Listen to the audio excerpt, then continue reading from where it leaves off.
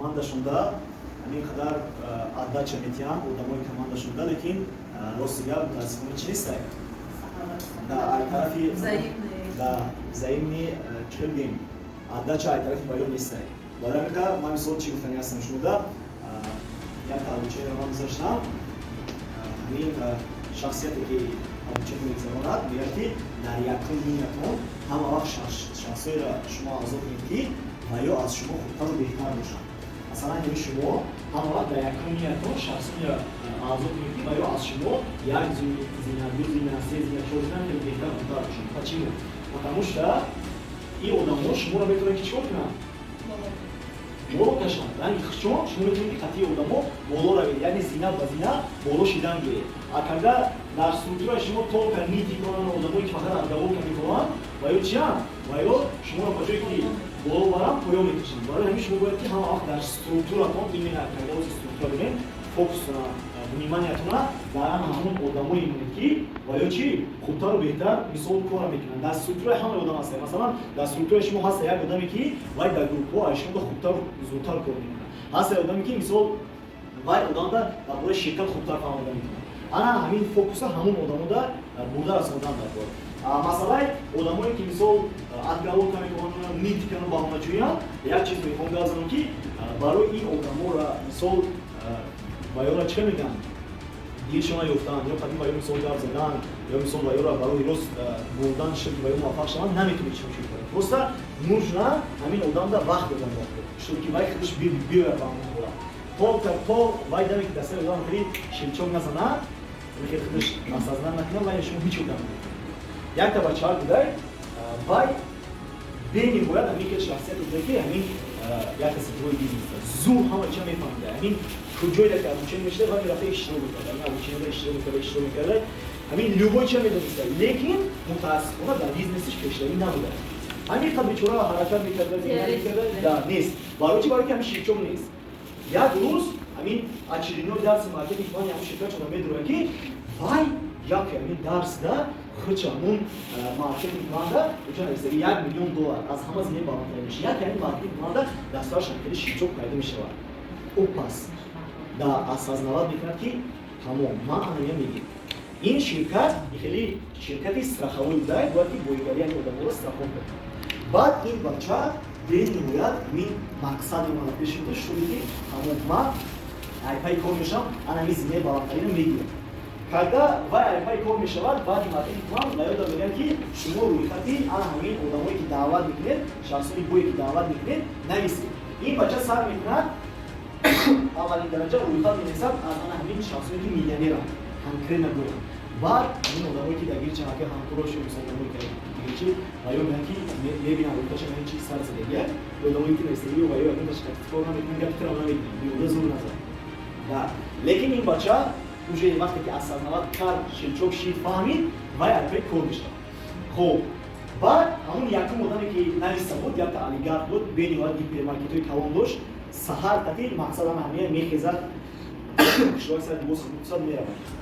баъд ҳамун марда ки вақте ки вай кор рафтисай пеши рашт мегирад ассалому алайкум ҷон рӯзтон бахайр бошад хиша шинос мекунад ман хеле страховая компания мекунам бургари шумо мисол страховка мефаҳмонам.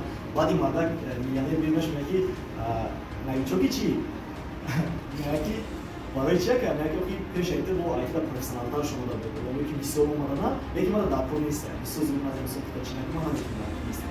ин бачаҳаме ки хорошо раҳмат меравад бо паган меояд бо паган меояд бо ҳамин хел мегӯяд ки бебахшед ин ки гафа намефаҳмӣ ман отказ кардам хорошо акаҷон бо меравад ҳамин хел як одама як миллионера вай ҳар рӯз ягон рӯз пропуска наметавонад 6 моҳ подряд аз пасаш меравад 6 моҳ подряд. баъд ҳамин хел мешавад ки вай миллионер дига ҳамон одам мебинад пашмташ мезавад дафш кунакиша мана бигӯш дар курси чигеле вай одам да баъд это страховая компания да баъд ин бача ҳамин хел то ҳамин хел мешавад ки вай дига дар берун вай мадаи қадам наметавонад. баъд дар дуруи подъезд вай мадаи наҳамдара мекунад ассалому баъд одамои миллионер мисол мудирам ва ё просто миллионер шуда нестанд. ман мегӯям ки лекин инҷо чӣ гапи ҳаста ва ё шумо омадан як бор ду бор меомаданд лекин бача 6 мошин омада истанд чӣ сабаб дорад ки ин қадр ба мақсади худаш зодӣ кунад. баъд мегӯям ки باید بگوشید چی میخواد بعد سوال میده که چی برای چی تو کلا میکنی ما تو این خط کس نویسیم خط کس نویسیم بعد این بچه بعد مثلا که تا جون وقتی که ما پیش شما میام ما هر روز وقتی که پیش شما میام ما انا همون چی میگم از کسب قیمت قبول کردن برای خودم چی میگم پریلوف کردن این ماده یا برو دیگه میشه تو چی ما باید اون میسون توی من فقط خودم چی میگم بعد این بچه میگه که ما هر سحر مقصد میگیم ما هر سحر وقتی دیگه که من مقصد ما میخونم خودم به سوال میتونم که ای میسون نمیشه تو همین سحر با چی مقصد از خود رسیدی همین مقصدی تو یا این انا همین مقصد گرفته همین پرینسیپی ما که شما بودید اخوانی ما که شما بودید ما هر سحر میومد ما یک روز در دوام این 6 ماه فراموش نکردم میدونید با خاطر چیه با خاطر اون که ما همین سحر میخواستم فکر میکردم که شاید همین روز گذشت چیزی بشه یعنی که شما نمیتونید عالیش میکنید ما میرم شما پیشنهاد رو قبول کنید برای اینکه یک روز فراموش نکردم اون حالا این خیلی میگه که بچه جوان در مقصدش سولی که بعد میگه که رفت میدروید در خونش میدروش تشکیلش میکنه میزنه میدونید خیلی اونایی که میلیاردره باید فقط شناسوش آدمای بگاتی هم میگیره بولگاری کشش سرکوب میکنه بولگاری دوستوش نزدیکش همه شامل آدمای شناسوش میگیره چی میکنه این بچه همین چی که میگه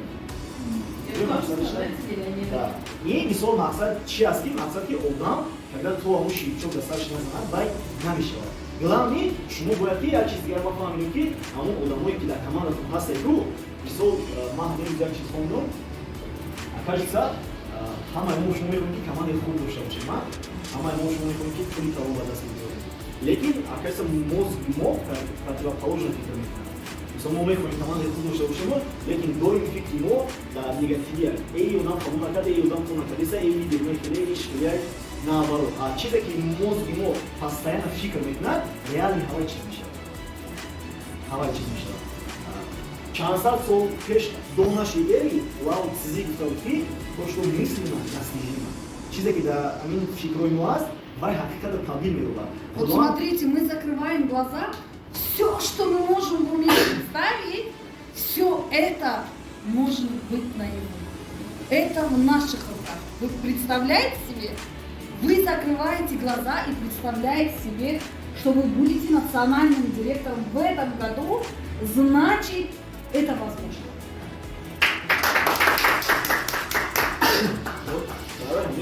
ما شما بسیار باید کوشش کنید که هیچ وقت نگاتیوی نداره اون تصویر کنید. مثلا همین لیدری ما حرکت نکرده سعی ما هم خیلی ویژوالایزاسی میکنیم که واه باید که استاد کرده باید پیشرفت کرده باید چه کنید و جواب ما همین چه میکنیم این همین چیز کار